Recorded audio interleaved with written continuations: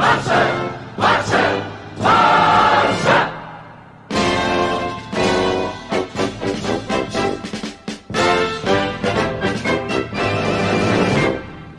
guys, welcome to Black United. Welcome to another video, and right now it's time to talk about La Masia once again, about not giving opportunities, about what is the idea of trusting in the youth academy, in La Masia, in Barça B, in the juveniles, in the cadetes. What is the prospect that we're doing? Because the plan that I'm seeing right now, it's a very bad one. And the thing is that the thing that annoys me the most with this, and I already commented in the previous video about Aleñá, about Riqui Puig, Ronald Araujo, about trusting in the youngsters. I said that some of them need to be given opportunities, and I keep my stand on that. But it's not only them, it's that Barcelona right now have a crop of players that are very promising, and that I'm sure that they're gonna go to waste because we're not planning out the right things with them. Like, we have some of the best talent around in Spain, and we're probably not gonna get the most out of it, not even close, because we don't have a plan with the youth academy. Like, the thing that annoys me the most, definitely, is that we say that we trust in the youth academy. We release a shirt saying that congrats to the 4 years of La Masia and stuff like this, and building statues to Johan Cruyff. But that is not following the Cruyffism. That's not remembering Johan Cruyff. Remembering Johan Cruyff would be to continue what he started, to keep the trend, to respect his model, respect his idea. And this is not respecting his idea. This is not respecting his model. Abel Ruiz, a few days ago, said this following quote: "It's not that I didn't want to stay. I've always said that my first choice is Barca, but it's true that if you want to keep growing and improving, you have to look for what's best for you. In this case, the decision was to stay in Segunda B and keep growing as a player and person while waiting for chances in the first team. I work hard day to day and take things step by step.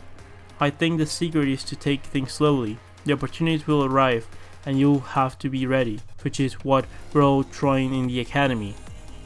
I've always said that I want to be at Barcelona and I want to grow as a player and person at this club because they've given me everything since day one. As long as they have the confidence in me, I'm going to have confidence in them. But if in the end you don't enjoy the type of opportunities you desire, you have to look elsewhere for those minutes and competitions." He's a young kid, and this is referring to Ansu Fati, much younger than me even. I've been lucky to have him close in La Masia. I've been with him for 4 or 5 years, even sharing a room with him, and I'm so delighted for the success he's had. Well, this is a clear message that, hey, I'm here, I am training really hard, I've been here for a couple years, I've been following the system, it's time to give me opportunities.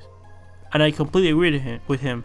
And the same thing could be said with Juan Miranda, Cucurella, Oriol Busquets, Riqui Puig, players that have not been given opportunities, have not been trained right into the first team. Aleñá was promoted to the first team, actually got more minutes at the end of the second half of the season. Last season he actually got pretty decent amount of minutes, but then all of a sudden this season has frozen out of the squad.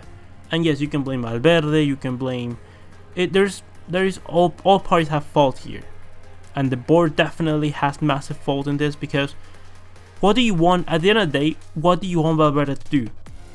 Yes, he could go ahead and put Aleñá, but then is it his fault that we have like 1 million center midfielders? No, it isn't, because with Ruiz and Riqui we already had 1 million center midfielders.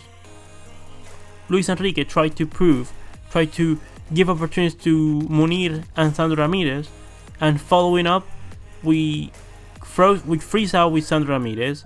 Munir goes on forever loans everywhere else, and we go ahead and bring in Paco Alcácer. Why? Why did we bring up Paco Alcácer? Sandro Ramirez would have done the same thing, and you would have paid no money for it. And this is the problem. The problem that we have is that we keep signing and signing and signing players. Like, when I talk about the signings that I would like Barcelona to do, I talk about it because it seems like that is the only option that we have. Because if it was up to me, I would keep the squad as it is, pretty much. Just take out Piqué, maybe sign Bartra, but I want to give first an opportunity to Araujo or sign another center back that's going to be a short stop until we can trust in a player like Matis the Lake maybe in the future. Get rid of Rakitic, get rid of Arturo Vidal, get rid of Sergi Roberto, or maybe keep Sergi Roberto and get rid of Wague, one of the two. And then you have to have Riqui Puig, Frenkie de Jong, Artur Melo, Carles Sariña, Sergio Busquets, and then you can give opportunities to Ludovic Reis or your Busquets.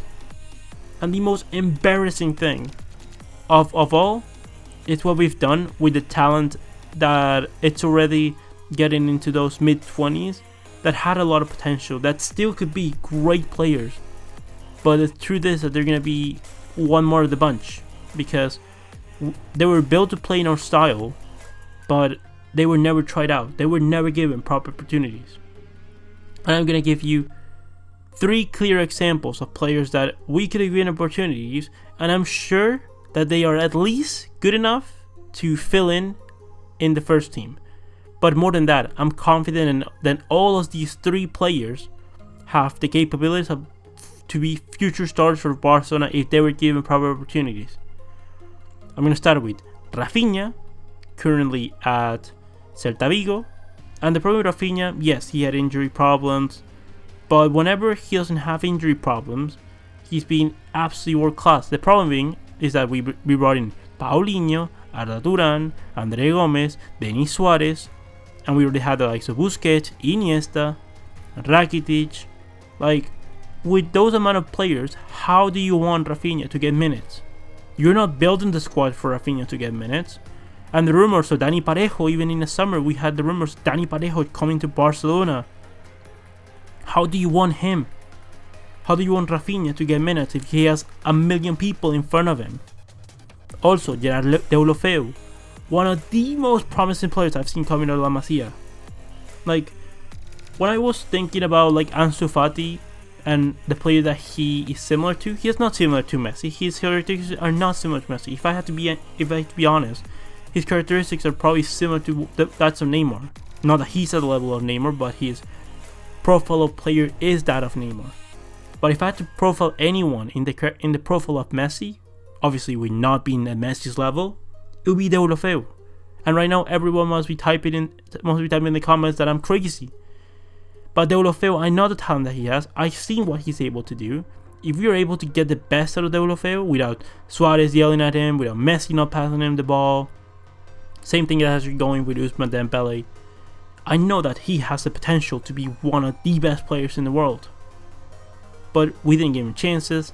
We send him on loan here, on loan there, change with manager after manager after manager, bring them to projects that are not good enough. And at the end of the day, where is Deulofeu? Where is Rafinha? Like, realistically. Then we have the case, and this is the most embarrassing case of all, and that is Sergi Samper. Sergi Samper has, if I had to profile him to someone right now, it would be Frenkie de Jong. He profiles exactly the same, or pretty much the same as Frenkie de Jong, or even Sandro Tonali. Players that are very good with the ball, that can dribble past players, and that have really good vision and playing on the back. He's not the profile of Sergio Busquets, and because he doesn't have the defensive capabilities of doing so, but that's the kind of things that he can improve on. The same thing with De Jong, the same thing with Tonali, with Artur. The problem is that we never give him chances. It was moment to give him chances, and we went ahead and again.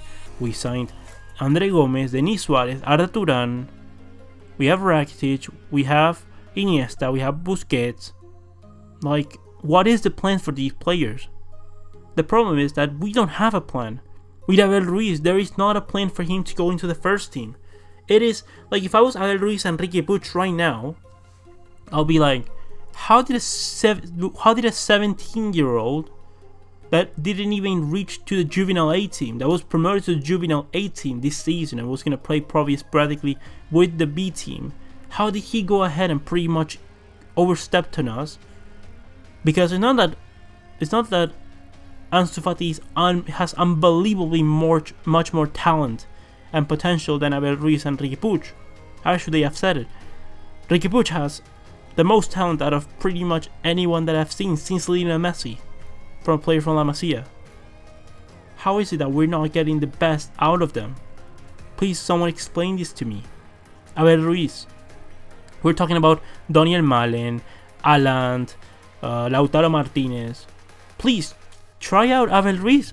The minutes I played against Tafe were really good.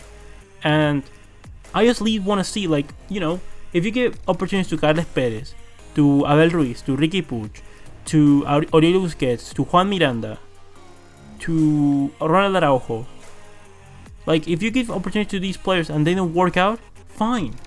Like, the thing is that I have the feeling that these players were never going to be given opportunities if they're not already the best players in their position. That's what it feels like. It feels like if we don't have the best players in the position ready at 19 years old, if we don't have the next Mbappe, they have to be either Messi, Xavi, Iniesta, or they're never going to be given opportunities. And let me tell you something. Sergio Busquets, and that is Sergio Busquets, probably the best defensive midfielder of all time in my opinion. If it wasn't because Guardiola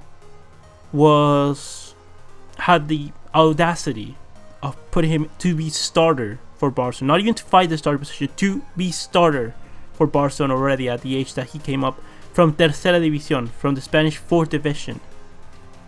He was promoted from the Spanish 4th Division to Primera División to take the spot of Yaya Touré. Do you believe that today Ernesto Valverde would take out someone like Yaya Touré to put in a 20-year-old Sergio Busquets that came up from the Spanish 4th Division? Do you think that's something that would happen? That would be the equivalent of right now sitting Busquets and putting Frenkie de Jong, Artur and Riqui Puig. It would be something similar to that. And to have Riqui Puig to play a lot of minutes, and I mean a lot of minutes. And that I know that's not something that's going to happen. I know that Suarez is not going to go to the bench to try out Abel Ruiz. I know that there's not going to be a moment where we're going to be consistently seeing Ansu Fati, Dembélé and Messi. Because we signed Junior Firpo and we had Juan Miranda and Marco Corella, and we decided to not opt to any of them, and Junior Firpo at the end of the day is not playing anything. We're missing on players like Mathys de Ligt, or maybe trying out Ronald Araujo or Todibo, because Piqué has to play every single minute of every single game. Like, explain what is gonna be the program to incorporate these players into the first team. And if there's not gonna be a program, tell us that that you don't count with them, so they can leave and develop their careers somewhere else. But like, don't call them that they left because they weren't good enough, or because they didn't love the shirt enough. Because some of these players at the end of the day are not given chances, and you cannot blame because you're not giving them chances. They're training hard, they're doing everything that they're supposed to do, and you're not giving them chances for no reason. Here or there, you promote one or two players to make it seem like they're gonna be first team players and that there is a path to the first team. But at the end of the day, there's no path to the first team. Riqui Puig is, if I had to make a prediction now, Riqui Puig is going to go to another team on loan. Let's say that he goes to a team that is going to be fighting for relegation, but that plays in our style. They sack the manager, they bring in a manager that is going to play something completely different, that's going to park the bus with 2 lines of 4, and that is the end of the day with Riqui Puig. Same thing happened to Sandro Ramirez, with Munir. Same thing, that was the same case with Samper at Granada. They had Paco Gemes. They sacked him after 4 match days, and then they brought in a coach to park the bus to try to see if they could save promotion. That is not how you are going to get the best out of these players. And again, we wouldn't know who Sergio Busquets is if it wasn't because Guardiola had the courage of putting these players. We wouldn't know who Pedro was if Guardiola... Actually, you know what? The example that Guardiola gave with Pedro and Boyan was that he, in the 2009-2010 season, he benched Ibrahimovic and Henry for Pedro and Boyan. The best forward line that we've ever had wasn't Messi, Suarez and Neymar. For me, it was Villa, Pedro and Messi in terms of what it gave to the team. And that is the reality. The reality is that we're not trusting in our players. We're not giving them a pass to the first team. And they were complaining that they were leaving. That Puyol took Eddie Garcia for me, Puyol is probably Barcelona's greatest ever captain, and I don't resent him for this. It's perfectly understandable. He took Eddie Garcia, one of the most promising center back prospects that we had in the club, and he took them to Manchester City to work with Pep Guardiola and Chiqui Beristain. At the end of the day, it's clear to me that we're not trusting our youngsters, and we are making it seem as we do, and that is the biggest mistake that we're doing. But with that said and done, leave me your opinions in the comment section below. What do you think about La Masia? Who do you think needs to be given opportunities? How do you want the club to move forward going from this? And with that said and done, leave me all your opinions in the comment section below. Comment, like and subscribe, and I'll see you next one. Blau ganas.